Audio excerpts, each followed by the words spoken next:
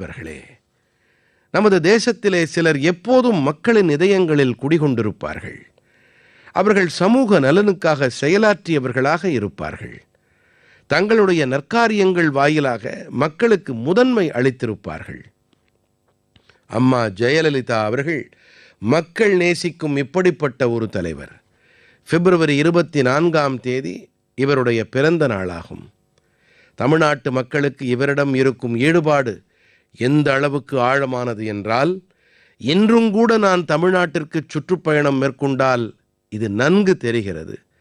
அம்மா ஜெயலலிதா அவர்களின் பெயரை நான் குறிப்பிட்ட உடனேயே தமிழ்நாட்டு மக்களின் முகங்கள் மலர்கின்றன. நமது தாய்க்குலம் குறிப்பாக அவருடன் ஆழமாக இணைந்திருக்கிறது. இதற்கான காரணம் என்னவென்று சொன்னால், அரசு அதிகாரத்தில் இருந்த வேளையிலே இவர் பெண்கள், தாய்மார்கள், சகோதரிகளுக்காக பாராட்டுக்குரிய பல முயற்சிகளை மேற்கொண்டிருக்கிறார். மாநிலத்தின் சட்டம் ஒழுங்கை சீராக வைத்திருக்க சிறப்பான வழிமுறைகளை கடைப்பிடித்தார். அவரிடத்திலே தேசபக்தி உணர்வு மிகவும் செறிவாக இருந்தது.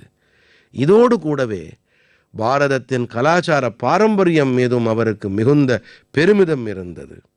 அம்மா ஜெயலலிதா அவர்களுடனான என்னுடைய ஒவ்வொரு சந்திப்பும், ஒவ்வொரு உரையாடலும் எனது மனதிலே இன்றும் கூட நன்கு பசுமையாக பதிந்திருக்கின்றன. அவர் குஜராத்திலே 2002 மற்றும் 2012ஆம் ஆண்டிலே நடந்த என்னுடைய பதவியேற்பு விழாவிலே கலந்து கொண்டார். நாங்கள் இருவரும் எங்களுடைய மாநிலங்களின் முதல்வர்களாக அப்போது இருந்த வேளையில் நல்லாளுகை போன்ற விஷயங்களில் அடிக்கடி எங்களுக்கிடையே உரையாடல் நடைபெற்று வந்தது. அவருடைய எண்ணம் மிகவும் தெளிவாக இருந்தது. கருத்துக்கள் மிகவும் நிறைவாக இருந்தன.